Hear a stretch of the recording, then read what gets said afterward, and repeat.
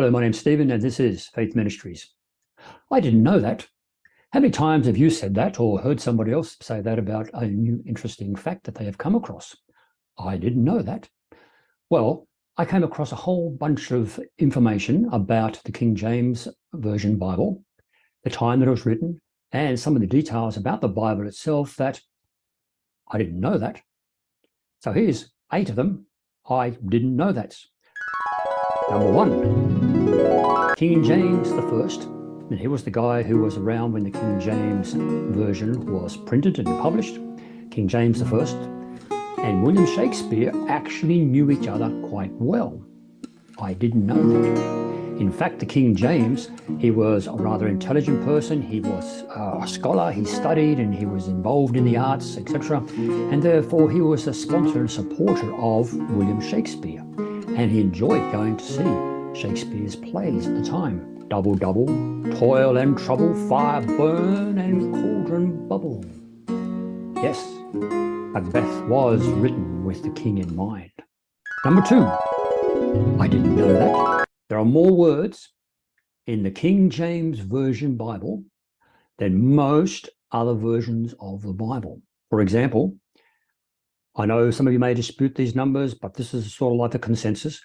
The King James Version has 788,280 words. The NIV has only 727,969 words. The ESV has 757,439 words, whereas the New American Standard Bible has 782,815 words. I didn't know that. Number 3, I didn't know that. Did you know that? I know it's nothing to do with the King James Version or King James I, but at the same time, roughly the same time, there was a physicist, there was an astronomer, there was a scientist living in Italy called Galileo. And he, at this same time, he was conducting his research and he was looking at the sky. He was one of the first guys to actually put together a telescope so that could be used to study the planets and the stars, etc. And he was the guy who supported Copernicus in his belief that the planets actually revolved around the sun and not around the earth. I didn't know that. In fact, if we have a look at what was going on around the world at the same time as the King James Version was being printed and published, etc., here's a timeline for us to have a look at. Back in 1590, which was like 20 years before the King James Version, John Harrington had the first flushing toilet. I didn't know that. In 1600, Charles I was born, if you're interested in monarchs. In 1603, Elizabeth I of England, she died and was succeeded by King James I, who came on the scene to actually promote and publish the King James Version. 1606, Shakespeare writes Macbeth for James I. As I said, 1609, Galileo makes the first observation of stars with his telescope. In 1614, a guy called John Napier, he published the first table of logarithms. 1616, William Shakespeare died. 1619, first shipment of African slaves, they arrived in Virginia in the United States.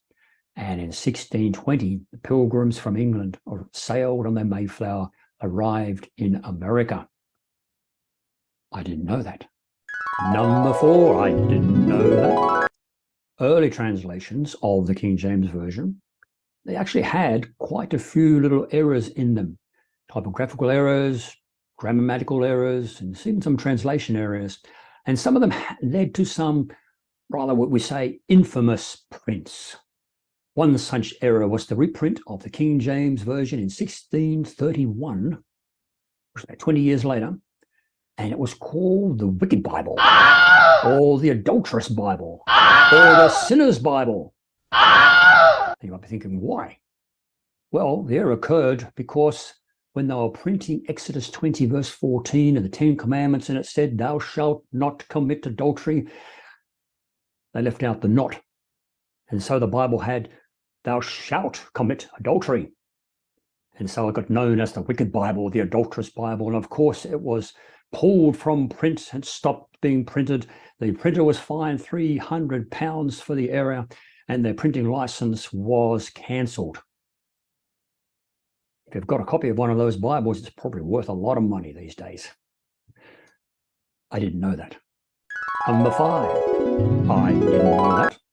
King James Version was not the first approved and first authorized English translation of the Bible, as some people tend to allege.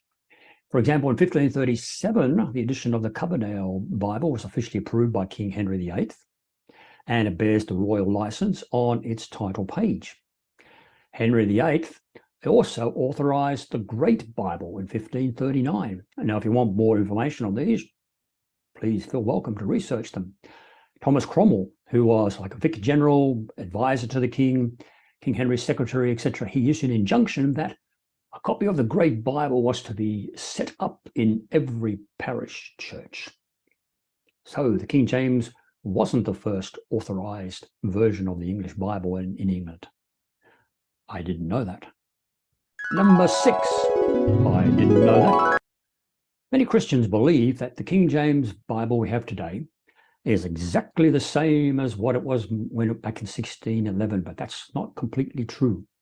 Like, as I said earlier, a lot of translations, they included printing errors and spelling mistakes, etc. And over time, over these hundreds and hundreds of years, it has been revised, I think approximately 3 times. And there have been about 100 changes made to the original one. So if you're reading one of the old 1611 ones with the ye old English in it, there's a lot of printing errors and spelling mistakes in it. I didn't know that. Number 7, I didn't know that. Did you know that the King James Bible is the largest selling version of the Bible? Everyone knows the fact that the Bible is the highest selling book of all times, but few would realize that actual King James Bible is the most popular and the largest selling version of the Bible. Yes, we have the NIV, New International Version, now outselling it recently, but over these hundreds and hundreds and hundreds of years, it has been the King James Bible that has been the highest seller, and more than 50%, they reckon, 50% of all Bibles sold have been the King James Version. I didn't know that. And finally, number 8, I didn't know that. The 1611 version of the King James Bible actually contained the Apocrypha. That was those group of books between the Old Testament and the New Testament. And it remained in the King James Bible for the next approximately 50 years. And so that around that time, they decided to remove it as the Protestant church started not to regard the apocryphal books as being divinely inspired of God and authoritative. Whereas if you look at some of the Roman Catholic Bibles at the time, and even today, many of them will still contain the Apocrypha. So there have been 8. I didn't know that. And you can tell me in the comments, did you know that? Did you know those things that I've pointed out about the King James Bible and about the era that it was actually printed in? Let me know in the comments below. If you like this video, please like, subscribe, and share so more people will see it. And until next time, God bless.